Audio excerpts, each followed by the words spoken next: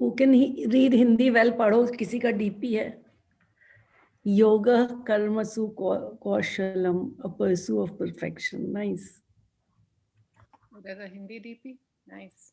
It has like both the words. So we are live. All right. Hello all, a warm welcome to Let's Talk at Sipping Thoughts. Today we are going to talk about the big M, money and finance and money related decisions. And foremost for all of us, because we as women a lot of times shudder to take these decisions or even don't want to go around anything with the thought of investments or finance, etc. And then, of course, taking it further to our families and others who, we can perhaps offer assistance. So it's going to be a discussion. We have on our panel today, Meeta.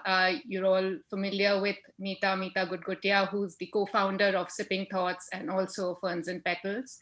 We're also joined by Jaya. Jaya is part of the family business of furniture, as well as a proud and very involved homemaker. And then we're joined by Shiza. Shiza is a businesswoman and entrepreneur who is in the food business, as well as a specialty NRI event company. And our expert today who's joining us for this chat is Priyanka Bhatia. Priyanka has been involved in finance and financial education since, I think, 2008. Is that right, Priyanka? And she runs a platform called WOW, Women on Wealth, which I think kind of gives us all a lot of information and takes us out of this darkness that we all find ourselves in the finance-related issues. So that's our panel today. So let me just start out straight away by throwing this question that, we've all, as women, grown up with our fathers taking care of our finances. Then it moves on to our husbands or our spouses, our partners, who then, kind of take on that onus. And then later it becomes our children. How does it really never become something that we take onus about? What do you feel? Meeta, I'll throw it out to you first. So I feel it's because since childhood, we have seen first our fathers doing it or uncles doing it, and then brother or cousins, husbands, all men. So money and men. I think that is the reason that you started with the big M. और हमें यही बताया गया कि okay, money is men's job. And bringing money is men's job. How to spend is their job. So maybe that is the reason we always feel scared about it. What do you say, Jaya? Yeah, so I agree with Meeta. We are kind of underconfident when it comes to money matters, and it makes us feel that it is some unknown territory. Also I would say in my case, or mostly people who do science, it's just a mental block. It can be conditioning, it can be a mental block. When you do math and physics, it is somehow that, oh, bas maths or physics is seekh liya. Okay, yes, science is needed to run the world, but so are finances. And this is a topic which we really, neither we tried to venture into it, nor did we learn anything about it. And there was always hand holding, earlier by the father, then by the husband, and kuch galti ho jaye to bas, then you're gone. So so this is what I would say. Yeah. Shiza, what do you say? I think, of course, there is, like Meeta and Jaya both very rightly said, there is, of course, conditioning. And there's also, I think, the will, to give it up. Yeah. Not to do it, to be okay with financial illiteracy, while I think all women are like really well-read otherwise, and, they still, but I don't know, when it comes to finance, we're okay being, not that. Not okay with it. Yeah, not okay with it. I don't want to know, or it's not my thing, or it's an excuse after excuse. But I don't think that there is any reason why it should be like that. And I'm sure I'm very guilty about that, and I would rather investment matters, just shove it on my husband. It's such a tum dekh lo types, but I don't think that should be the case. So Priyanka, what do you say about all this? And do you encounter this sort of an attitude very often? Well, very, very often. Many of us, especially women in the northern India, are like this. We don't want to take charge of our finances. We don't want to actually be responsible for our own dreams, our own lives. Of course, I pretty much agree with everything that is being said here. We are scared. We are, we believe it's an unknown territory. It's our conditioning. Our father will do it, then husband will do it, then son will do it. So somebody else will just keep doing it. And yeah, I'm okay with my financial illiteracy. What I'm not okay about is, women, they are saying that I am okay with financial illiteracy without really looking at the impact of that on their lives. You complain that you do not have investments in your name. You complain that, okay, I do not experience financial security. Yeah. But then very, very few women are willing to do anything about it. If you notice in our country, of the total number of investors, only 25% are women. Yeah. So only 1/4 of investors are women. And then another reason we have is, oh, I have so much on my plate. I am managing the kids, the entire family. I am managing the in-laws, the parents, the household. If I'm doing a job, then I'm also managing a job or a business. And now you want me to take up the finances too. So what are you going to do? But so, Priyanka, isn't it true? Yeah. Isn't it true that they have too much on their on the plate already? But I think at that point, if I can interject, it's also a sense of, for example, a lot of the women, whether you are working or you're not, they don't really, they still feel they need to ask to make a financial decision. They're not independent in their thinking. And I think this is, again, maybe it goes back to conditioning. But if you're earning, you perhaps have a joint account with the other partner, and you will take, you'll ask whether you need to spend on a certain thing. If you're not earning, you're a homemaker. There is never a concept of, okay, a homemaker is also spending a large part of their time, which is not compensated financially. And you still need to ask. So, this whole question of needing to ask both for spending money and asking for investment is also, I think, at the core of a lot of it. What do you think? And nobody likes to, you feel kind of small. There's loss of self-worth when we need to ask. So is that not a core thing? And how can we, the second part is, how can we really overcome this need to ask? Can we not make sure that it's there and we don't need to ask? I'm going to again throw this out first, maybe to Shiza here. So I think is that we've got to believe one very simple thing is that women are actually naturally very good with money. So what happens is we manage our household budgets, our own small little, savings in the house.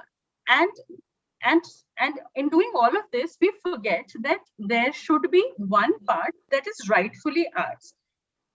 I believe that if you're only a homemaker, which is, believe you me, one of the biggest. It's actually you're the direct one of the biggest. I think it's more than running. You would agree it is more than running, two businesses put together. So I think you should ask, because of course you would ask for the right salary if you were doing a job somewhere, or if you were part of any business, you would ask for that share. Similarly, I think women should ask for that money that comes to them I don't know whether it is it's not ask. I'm using the wrong term. Being entitled. Yeah, हम उसे अपना मानते नहीं है. I think that is what the issue is, and maybe that's what I was trying to bring out. I think as a family, I think what families, and I don't think it can only come from one way. As a family, there should be some discussion about splitting the entire, income in whatever parts, to that something goes to the woman, which is only hers, and then she can choose to spend it or invest it in her own manner. And that should not be termed like, like a pocket money to the woman. It's not pocket money. It's really her own money. Yeah. Meeta, you've been running a business for the longest time, I think. What do you say about this? And have you also ever felt this need to ask, or are you entitled to the money that, is there? See, I was listening to Shiza, and I believe that when it comes to money, we feel there is a asking, or there is a like anything else. Has to be a system. If four people or two people from the same family are into a business, obviously everybody has to ask from that business. So either we make an understanding that okay, this is how we will withdraw, or I think many times the problem happens because it's in our mind. We don't talk about it. We don't even say that let's make a process to divide the money or see what I need or you need. So I think that is the situation that comes off and on, but you have to solve it. Jaya, what do you say? What is your experience? Yeah, so I understand what the point is here about asking. Yes, it does sound like a very belittling statement that you have to ask from your family or your husband. And yes, it hurts your self-esteem and all of that. I do understand. But yes, I would say that in case you're a low maintenance girl and you don't have really much to spend on, I guess if we women get that extra bit and we are encouraged to look at forms and tools of investment, it may just be a boon to us, and we can start thinking differently. I'm just thinking aloud. I'm just going with the flow. That this, you get that extra chunk and you don't want to buy a piece of jewelry or a bag or something, and you rather invest it. Yeah, I would say that asking should not be there, but in a unsaid way, you're, like you're saying, entitled. So can I add something? I know, Jaya, what you were coming to. What happens, a family business or whatever, that there is a certain chunk of money as profit or as salary or as anything. When a woman doesn't spend so much on herself, the family thinks that her requirement is less. So let's give her less. You don't spend money because you don't want to, but at the same time, you feel that I am entitled. Give me extra, whatever I want to do. And asking for that money because husband thinks she doesn't need so much, and she thinks that okay, I don't spend so much, but I need money. I want to save it for myself whenever I want to use it, or even if I don't want to use it. Am I right, Ajay? I totally agree.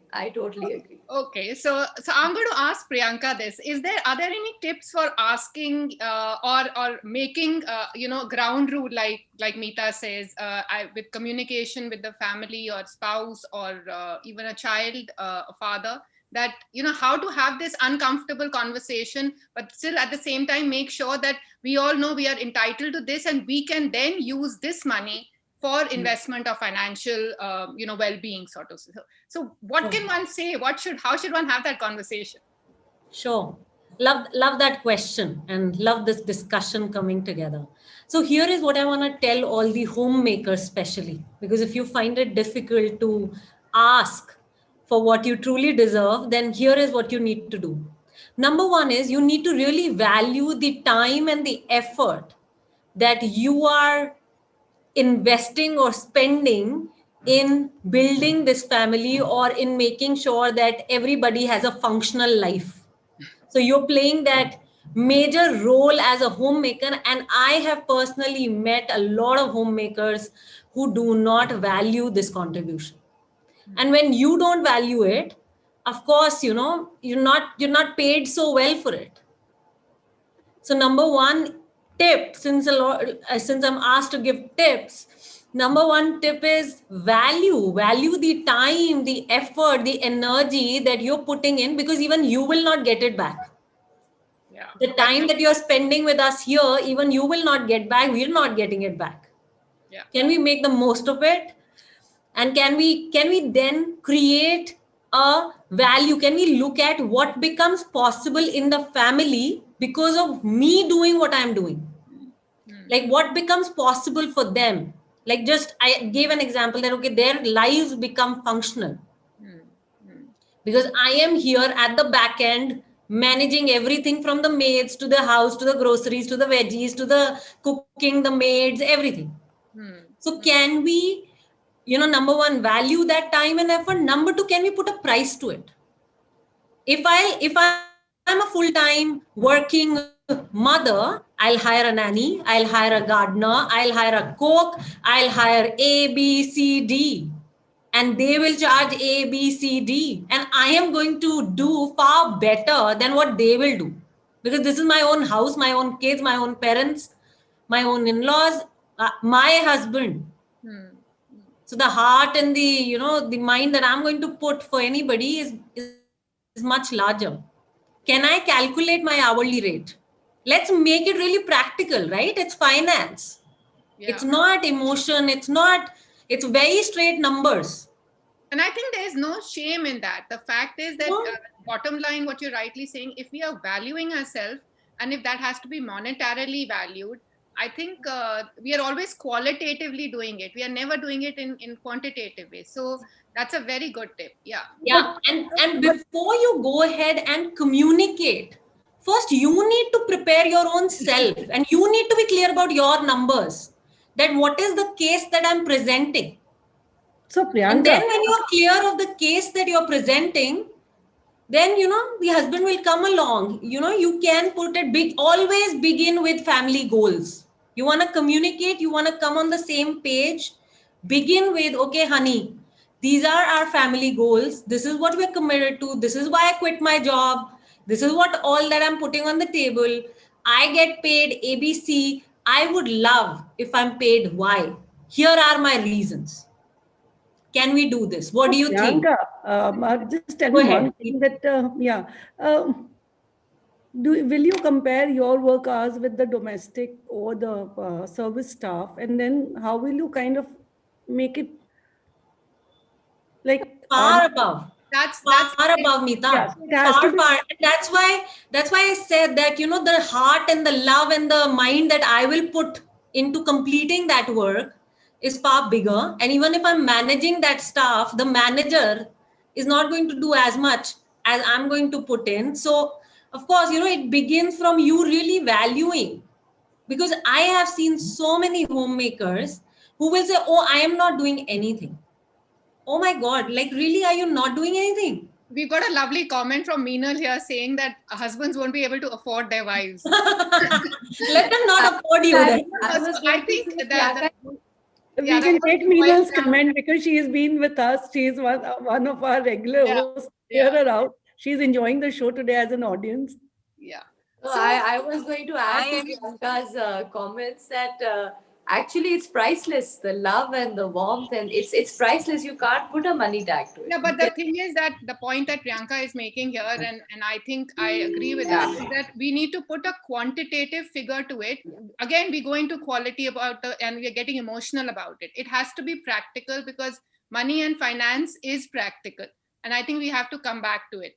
So before we get into maybe what kind of investments, etc., there's one other thing that I want to throw out that I've always, also experienced myself, that we as women are sort of scared of a wrong investment.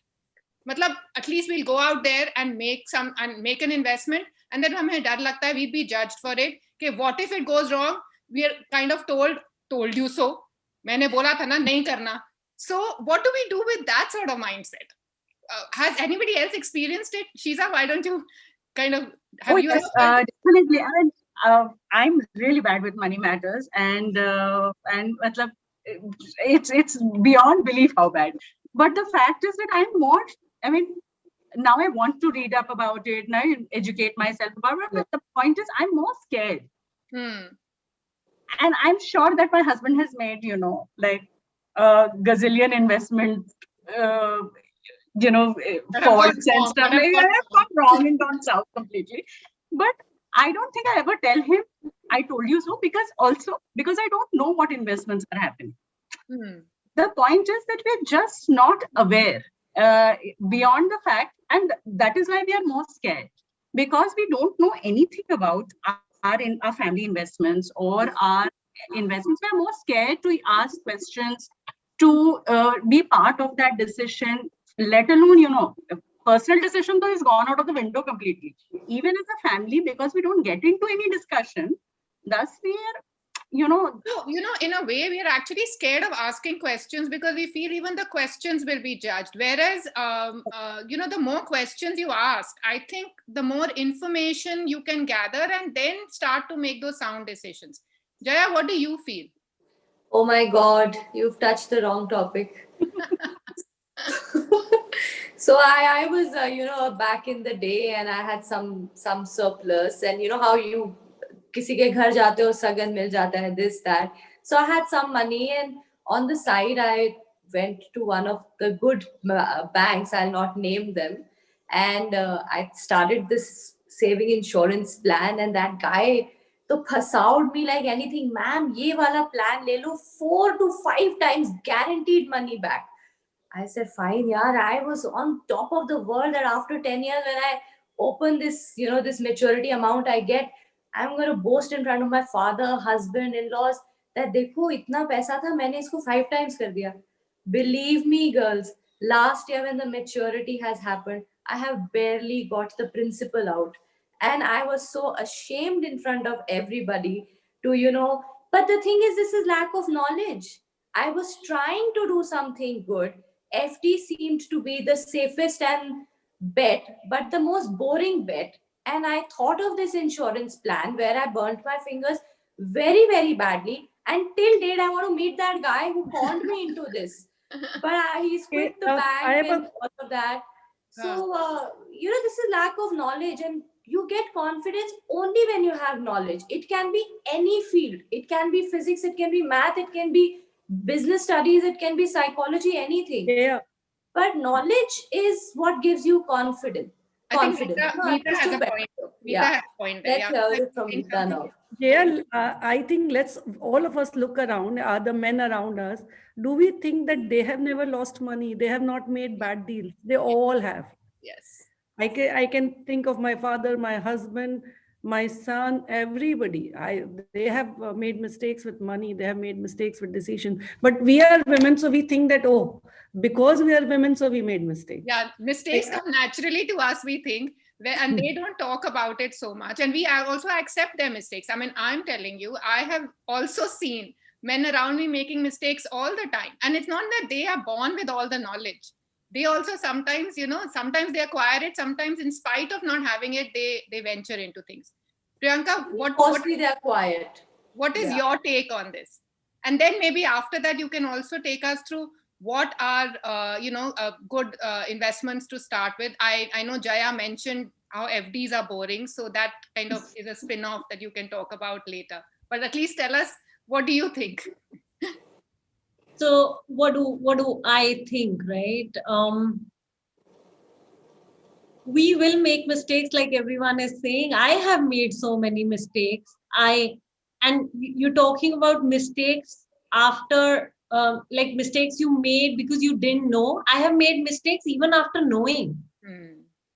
I knew the investments I was doing. I understood them well. I have done those investments myself without a broker advisor. Have they not gone wrong? Yes. There were some companies I chose where the management was chore. Wow. Now, I am here. The company headquarters are in Mumbai. So I'm in Delhi, everyone. And, company headquarters are in Mumbai. Of course, I could never interview the management myself. And we don't have a few thousands of crores like any mutual fund or a very high net worth individual will have. So we will always depend on a lot of study, which is, secondary. It will not be that we will have the opportunity to go and meet the management and, be the fund manager and, kind of interview the people and then make a judgment. No, I have gone wrong and everybody has gone wrong. Every investor, you think Warren Buffett, the world's best stock investor, has not gone wrong. He has gone wrong too. Yeah. So yes, I love what everybody is creating here, that we will make mistakes. Number one. Number two, yes, if we don't have knowledge, we will make blunders. Yeah. If we know, at least we're going to we will know what we missed. Like we will know, okay, that's the gap, that I missed filling. So at least with knowledge, right? Like Jaya was sharing, like knowledge is power. Of course, in the world of finance, investing, if you can't read, you shouldn't be here. Like you've got to be somebody who can read, who can really, who can really put her mind to it. Like it's not something that, that सारी सब्जियां डाल दो और अपने आप कुछ सब्जी बन जाएगी, तो ऐसा नहीं होएगा यहाँ पे. So let me ask you, Priyanka, then if somebody is starting out with minimal knowledge, like we are all saying, what is it that they can start with in terms of minimal investment to be able to get confidence slowly, what they can start with, and what is that minimum knowledge they should invest in or they should have? Both those things, if you can help us. So when you want to be an intelligent investor, you want to reach your financial goals, the first step is not to invest. The first step is to learn how to invest. Okay. Okay. All of us, why we lose money is because we jump straight to investing without really learning it. We tell our kids, right, that अच्छे से पढ़ाई करो school में, अच्छे से college में पढ़ाई करो, फिर जॉब करना, फिर बिजनेस करना, पर वो सेम प्रिंसिपल हम अपने ऊपर लगाना भूल जाते हैं. बहुत ज्यादा पढ़ाई करनी पड़ती है क्या? नहीं, बहुत ज्यादा तो नहीं करनी पड़ती है, राइट? लेकिन ये है कि थोड़ी सी करनी पड़ेगी. नॉलेज कैसे बिल्ड होगी? मैं ये नहीं कह सकती ना कि it is like I can't diet for you. Like if you want to lose weight, then you are the one who needs to diet. I can tell you about nutrition. I can tell you the right combinations, how to eat, what to eat. But करना तो आपको है अपने household में बैठ के. So I can't diet for you and you will lose weight. I can't exercise for you and you will be physically fit. नहीं हो सकता. So You Priyanka, all got to take charge. Meeta, sorry, you were saying something. no, so exactly that is what I was coming to. Sometimes women think that, okay, I have to manage very small amount of money, so I don't need to. Sometimes you feel that already somebody else is doing a job, then why do I put my brains here?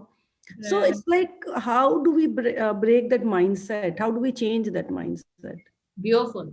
So if you have even 500 rupees in your pocket, I'm just building on what Meeta said. She spoke about small amounts of money. Even if you have 500 rupees a month, you can begin investing.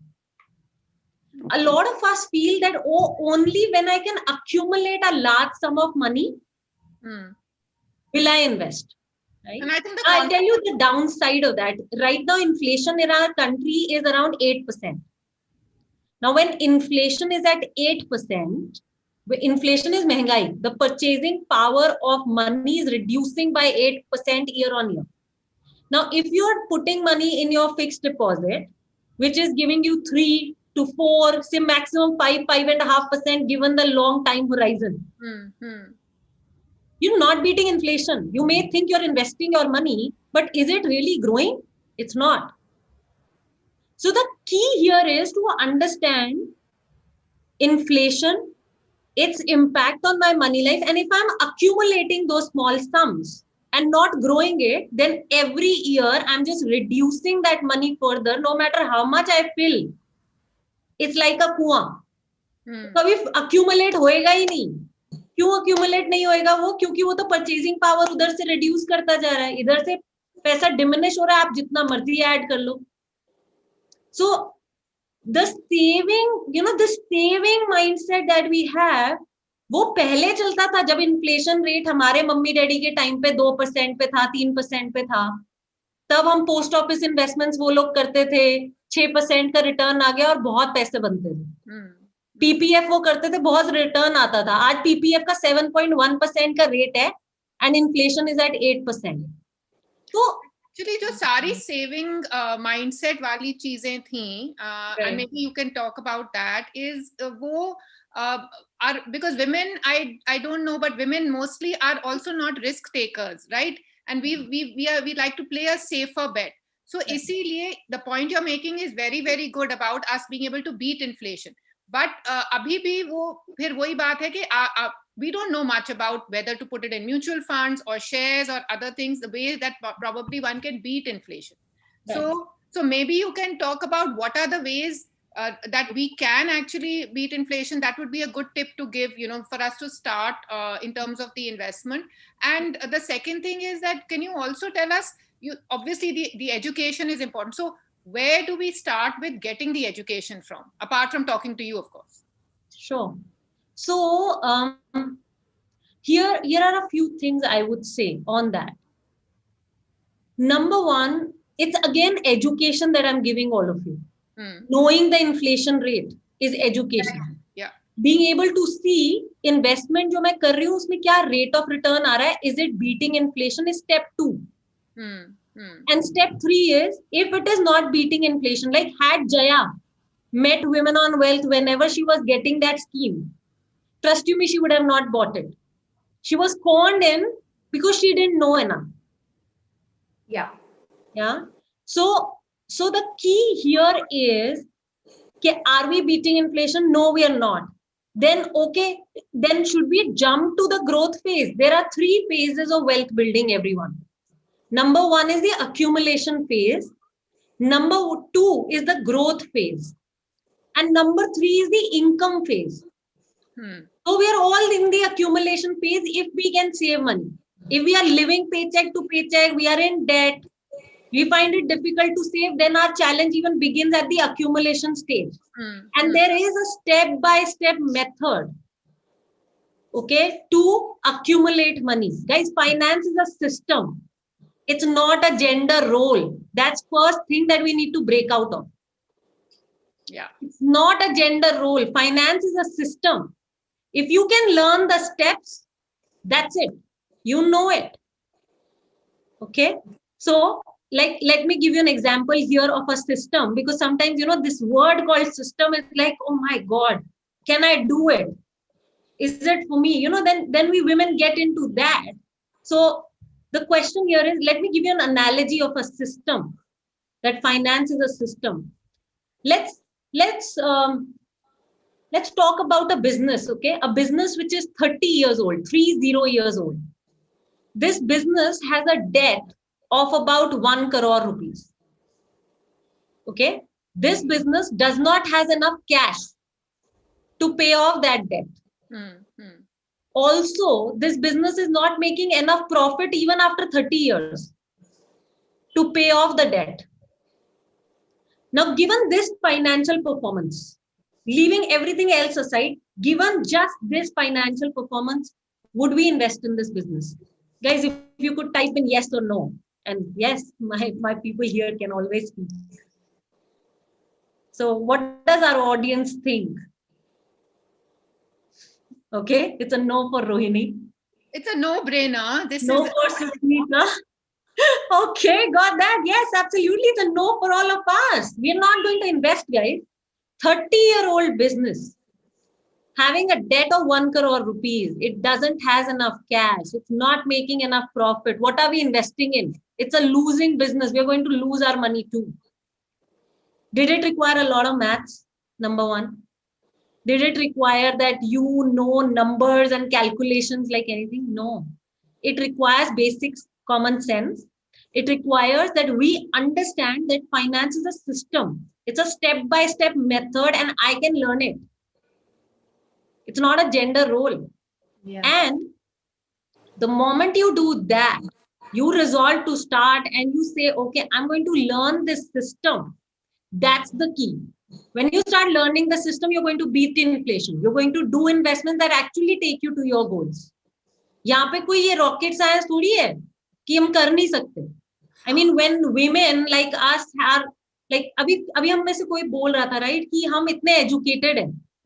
Most women are so educated these days. Easily हम graduate, post graduate से सब. तो ये क्यों नहीं कर पाएंगे हम? ये तो बहुत basic सी चीज है. So now coming to what will beat inflation. Yeah, अगर हम accumulation वाली phase में हैं, so what there, because I see a lot of the audience are interested in knowing that, and especially, so what is it that they can start with? And again, my question which you kind of put when Meeta had also said कि हाँ 500 रुपए से भी शुरू कर सकते हैं, but what's a good sum to start with, and how do you watch it is what I want to know. And thirdly, I want to add that basic finance course. So, like, that whatever we have read in the school or colleges or not, but now at least let me start from here. So I know, Priyanka, you do have lot many courses on these. So Yes. first start course to know. Sure, Meeta. Thanks for that. So, guys, there are top 3 ways to create wealth. I trust you guys are making notes today, because we at Women on Wealth believe that we are the money school for women, and women come here and just learn. So do make sure you're making notes for today. So 3 top ways to create wealth. Number 1 is stock investing or mutual fund investing. Number 2 is buying a property. Number 3 is building your own business. These are the 3 top ways to create wealth. Okay. You want to create wealth, you want to reach your financial goals. Even before investing money. A professional also. But if I don't have a business and I'm working somewhere, right? Yeah. Then I mean, do I always need to have a business? Because if no, you don't have to have a business, right? I mean, it's a chance. All of us sitting here, yes, are entrepreneurs in our own right. But I'm just saying that a lot of women do very well when they are in a salaried setup. So does that not qualify to create wealth? But putting in the same time, effort, energy, you can earn a whole lot with skill building. Yeah. Okay. Yeah. Right. I run a business, and I've seen a lot of businesses getting built in the last 10 years of the journey of Women on Wealth. And today, a lot of those businesses are doing extremely well. So, I'm not only talking about business. If business is not for you, look at stocks, look at mutual funds. Okay. And, somebody was talking about risk. I think, Harika, you were talking about risk. Yes. A little while ago. And we can take care of that risk to return ratio with knowledge. If you know what you are doing, like I am driving a car and I know the risk involved and I've learned the skill of driving, I'm going to navigate through. Yeah. Okay. Priyanka, you raised a very nice point of saying that, you should invest in real estate. I do, happen to know a little bit about it, and I run a business which, consults and then showcases real estate properties. The issue here is, and I was telling Harika offline also about this, is that women, out of the entire client base of, thousands of people that I have, I don't think women are comfortable investing in real estate. Now, for the simple reason, of course, it's a larger investment. And also because it's too complicated. See, I think women do not invest or do not get into matters of finances because it is also very complicated at this time. So there is too much paperwork involved. There is too much. And I think that is where the fear comes from. Meeta, would you agree that the fear comes from so much of, things that we have to do around it? And of course, there is one mindset and, what people do. I think, Shiza, I'd like to say that, and maybe Priyanka will agree with me, it is all about mindset. I'll give you my own example. I also, for the longest time, didn't do any of this.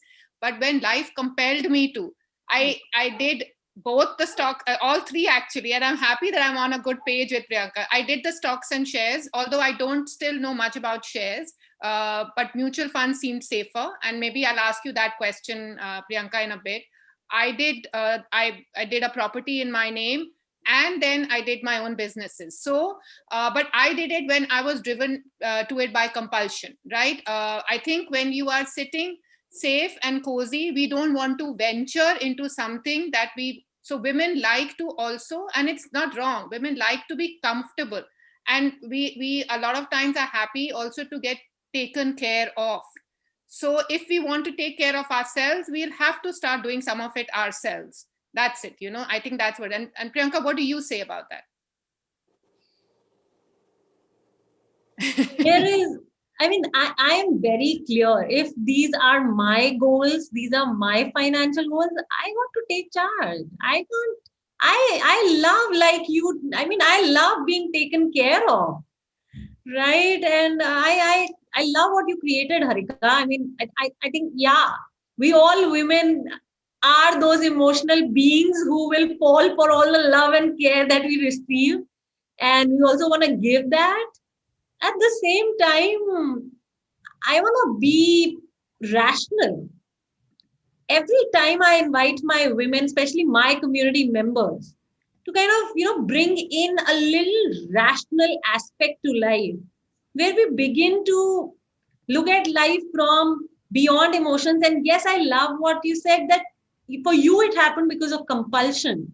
And for others, they can just look up to you and learn from you and say, okay, I don't need to wait for a crisis to hit me before I take charge. So, Priyanka, two questions with you, like 2 points when you said that you can start with 500 rupees. So I think that will be kind of a great beginning. And secondly, yeah, I agree with Shiza that we can't put all our money in a property, because you feel that whatever your strength or capacity of a lifetime, you have put that money in a property. And if suppose we don't get enough rental, suppose we are not able to sell it as a profitable this thing, then what will happen to us? Anybody from any strata, whether you are earning 30,000 rupees or 3 crore rupees, everybody checks their own capacity in that term, in that relationship. So these are two things, like how do you start? So 500 rupees in your pocket, you can begin with stock investing, you can begin with mutual fund investing. And my disclaimer is, do not begin because I am saying it.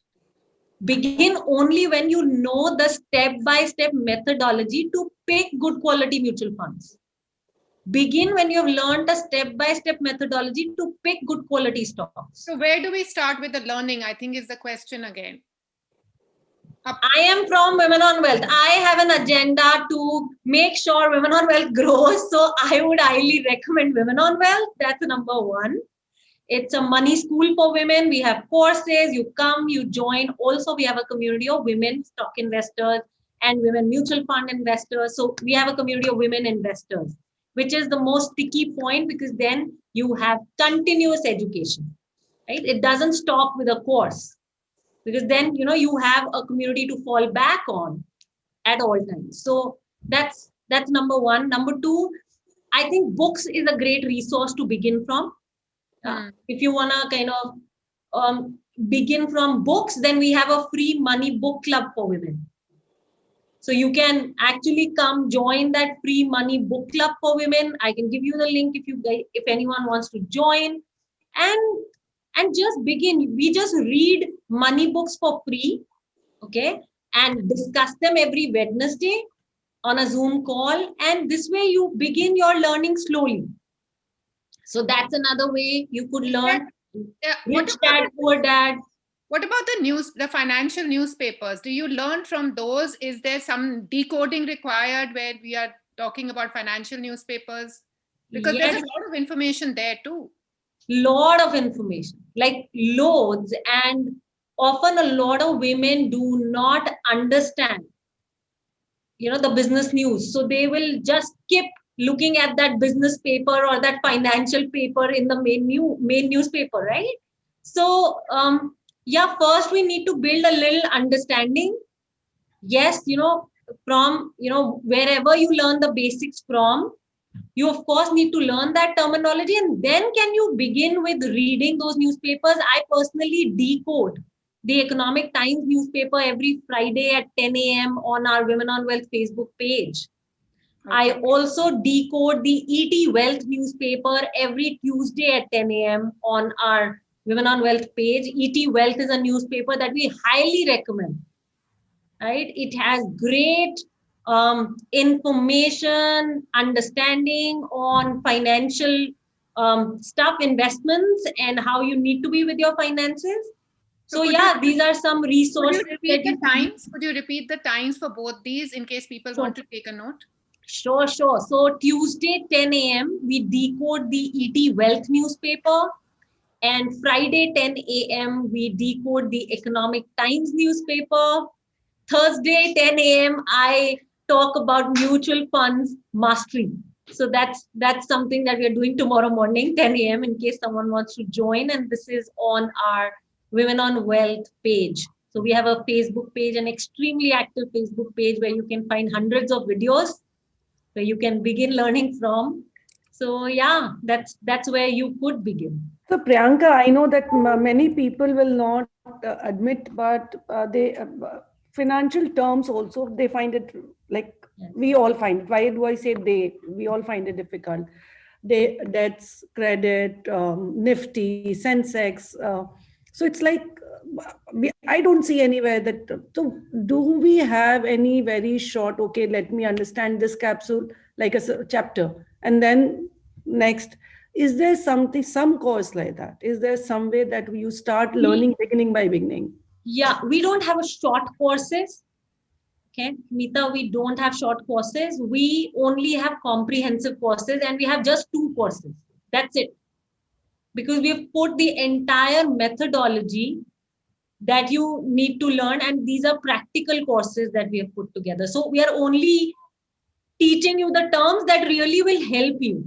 So we're not giving you like that extra knowledge which you can't implement.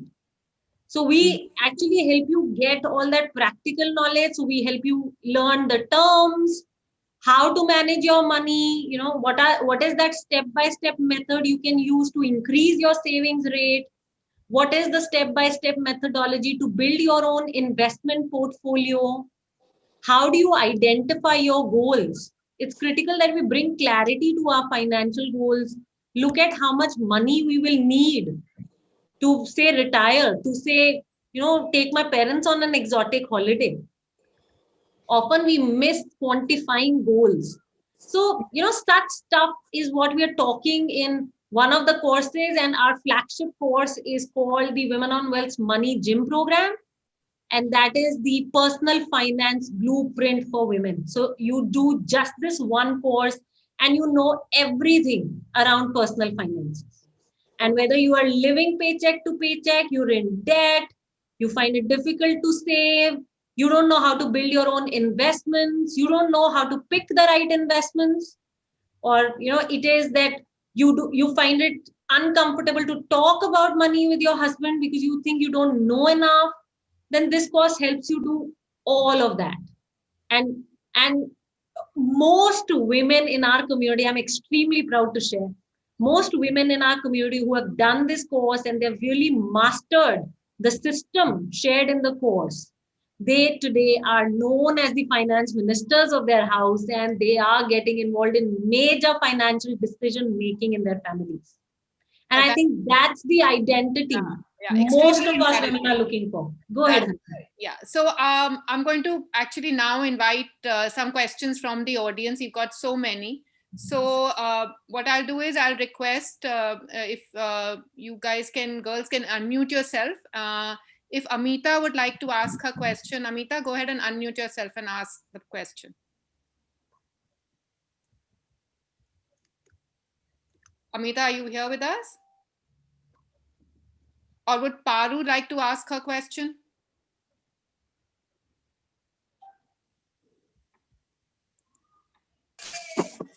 Daisy Gupta has been unmuted, so maybe we can take her question. Okay. All right. Daisy, we'll take your question.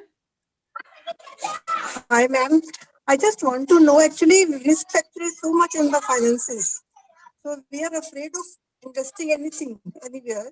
So that's the main reason that we don't want to invest in mutual funds or share market, because there is so much ups and downs in the market. So we are afraid of going ahead. So that's why we invest in just FDs, and that's only the safest place. We found that in post offices and banks, or guaranteed assured income. There we get assured income only. There we invest. So how to get over it? How can we be stable in the share market or mutual funds? Priyanka, were you able to? So Daisy's concern is that, women are risk averse and they want to stay with safe investments, and they don't know how to start when we are talking about, talking of the share market or mutual funds. They'd much rather stay with the safer FDs and their money remains safe. How, what would you say to that, and how can they overcome that? It's a myth, Amita, that you are risk averse. It's a myth you have. Why? Because we've seen our parents do it and we believe these are safe investments. Are they really saving you? You need to ask that. I often talk about this in my course, in the group coaching that I gave. I often talk about this. Are we really saving ourselves? If by putting money in an FD, I believe that I'm saving myself, I am not. So I need to go beyond this conditioning that I have from my culture or my family that FDs are safe, post office investments are safe. They're not saving you from inflation. What safety are we talking about? You will never reach your financial goals if you persist like this. So is there any straightforward investment that you can give, Priyanka? Or There is none. With the There is situation? none. Okay. There is none, Harika, because on one side we have investments that do not help you grow financially. On the other side, we have a plethora of investments that help you grow, that require that you build an understanding of them. You build your knowledge, right? Because otherwise, if you don't build the knowledge, other people are going to make money off your money, right? Like the scheme that Jaya was talking about, you're paying through your nose in commissions. She doesn't know that she did that. She didn't make money, but the company that sold her and the agent that sold her got paid handsomely well from the investments that she did, all the installments she paid. Yeah. So that actually will bring me on to Preeti Lumba. If you can unmute yourself, Preeti. Preeti had a question. Hi, I had a question. I wanted to ask, can you hear me? So I wanted to ask that, all these, you really can't do this yourself because the market is so dynamic. It keeps changing. Sometimes some fund is good, sometimes some other fund is good. So then you end up hiring these advisors, and advisors end up charging you unproportionately. So how do you track it? It's so dynamic, then it's like a full-time job. Okay. I get where you're coming from, Preeti. And this is related to what Jaya did, right? So ultimately, we are going to advisors. So, yeah. So I want to add this to it, Priyanka, that even I value my hourly, like the kind of hour I spend in looking at investment, and that kind of hour I can use it for bringing, like doing my business. Right. So just that I feel it doesn't get justified, adding to PT. So here is my perspective, everyone. You guys are working really hard to earn this money. You're not making this money work as hard. Yeah? And I get that it seems that I have to be like constantly at it. Right? Preeti, it's not that you are constantly at it. Once you've learned the ABC, once you've learned how to form words, sentences, it's like so automatic. You just do it. Right? And the same is with finances. You only need to check your portfolio once a year. Once you have practiced enough, mastered enough, of course, it takes 3 months to practice and master. Okay. And in those 3 months, you need to be like investing, say, about 30 minutes every day. But once you put that 3 months of 30 minutes every day, your money life is on autopilot. Then you're only reviewing it once every year. I'm not on my investments every day. I'm with you guys chilling. Right? So it's not that it looks that way, that, oh my God, market is so dynamic. I need to be on the top of it at all times. I need to be in action. The people who make most money are the patient investors who are not trying to time the market. So you Now have coming to the next question is that what is now with equity so high? What do you suggest? What with stock market so high? Is it best to invest in debt now? What would you suggest? Okay. Harshad Mehta scam happened 1992. Stock market came down from Sensex, came down from 4,500 to 2,300. Okay. Right now, Sensex is touching 50,000 everyone. patience. Let your money work. With patience, learn the method, give up on these views that यार ये तो बहुत मुश्किल है, इसमें बहुत ज्यादा time लगाना पड़ेगा, ये तो बहुत मेरे को बहुत घंटों लगाने पड़े. हाँ, शुरू में लगाने पड़े. मैं नहीं कह रही कि शुरू के 3 महीने में नहीं लगाने पड़े. शुरू में लगाओगे, पर एक बार वो ऑटो पायलट पे आ गया, that's it. And then you are growing, and this Sensex is only going to grow. This market is only going up. I mean, of course it comes down, but when you've bought quality investments, your portfolios are not going to come down. Our investors, let me give you our investors.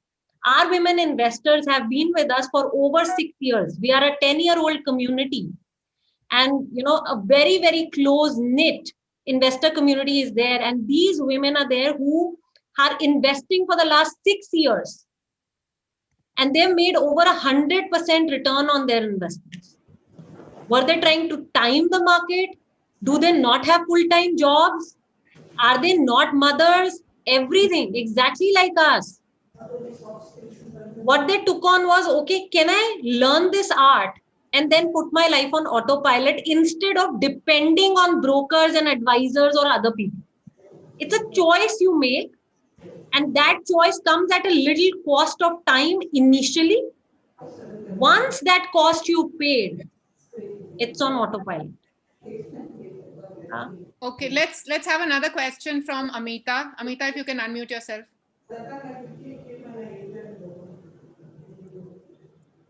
Amita, you are unmuted. Please go ahead.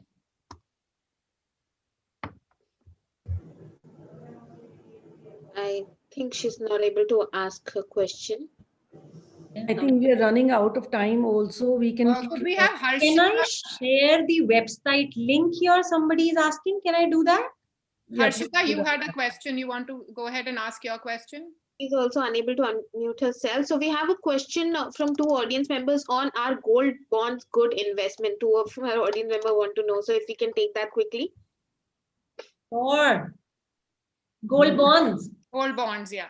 Do you have an 8-year horizon? Because 8-year lock-in period is there on sovereign gold bonds. They are issued by the RBI. Beautiful investment.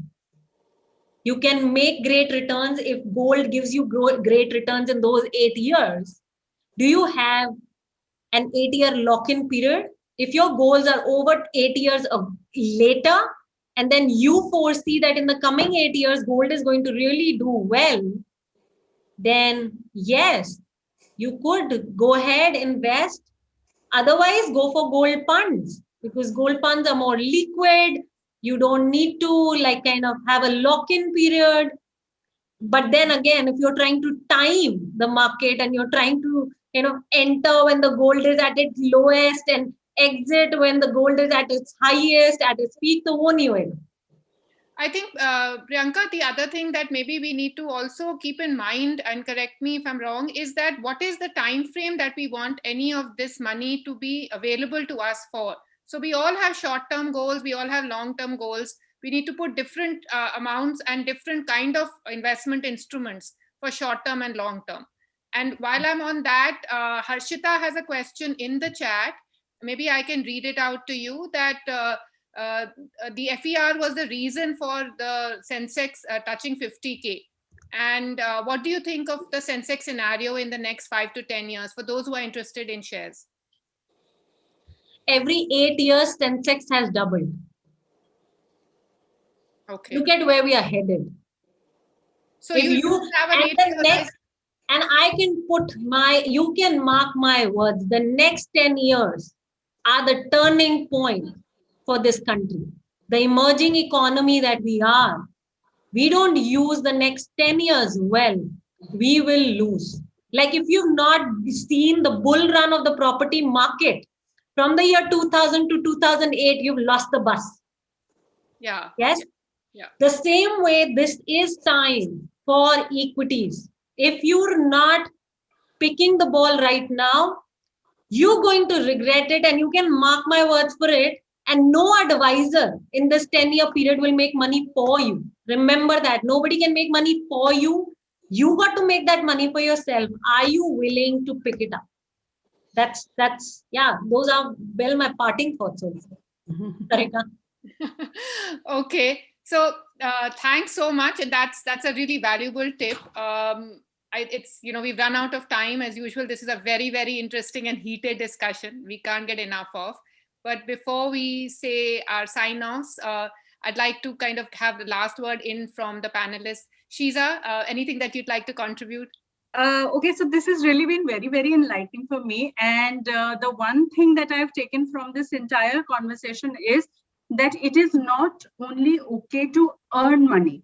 I think true empowerment would come to you when you actually let that money grow, invest right, manage your finances well. So I think that is a great takeout for me. And a person like me, it's just beyond me. I mean, I'm bored over completely. So that's where my thoughts are.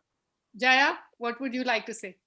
I just want to say, Priyanka, you are amazing. You have really opened a whole new ball game for me. I'm impressed. I'm in loss of words. I'm honestly telling you. And the way you're explaining everything, it is so simple in the sense you're talking our language. How about fear, about being functional, about three main points. So I can't wait to meet you in person. I'll see you Hop over to Delhi, Jaya. Cup of coffee with you soon. Meeta, what would you like to say? Absolutely beautiful session. Okay, thank you, Jaya. I am glad that you are contributed to. Our session is successful even if you've touched one life and we've contributed to her. I think that's how. Sure. Yes, thank you. My take is, okay, even if you money is like, as somebody kept on writing on the chats also, that we are entitled bunch of women, strong, empowered women. So at any stage, like money is important. Money has its own connection to any stage of life. As you said, 500 rupees or 5 crore rupees. So I feel that learning has to be there. You can't take a shortcut. So that is my takeaway from the show. And Priyanka, last words in from you. Last words in.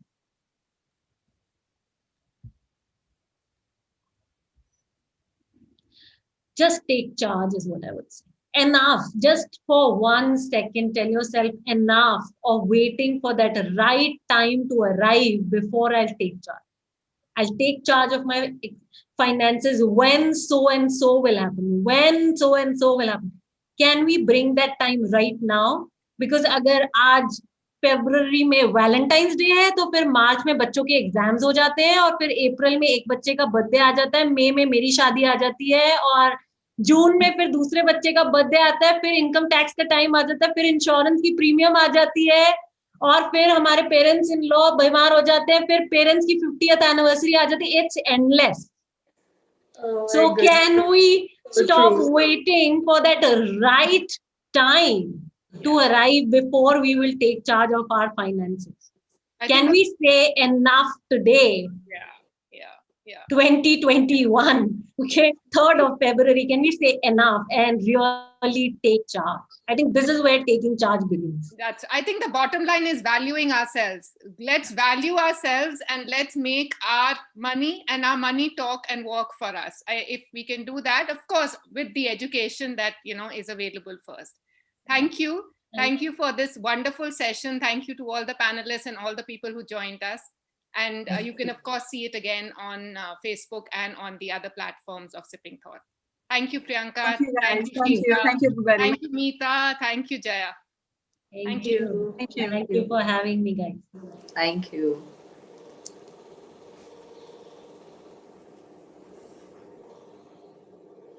So, all this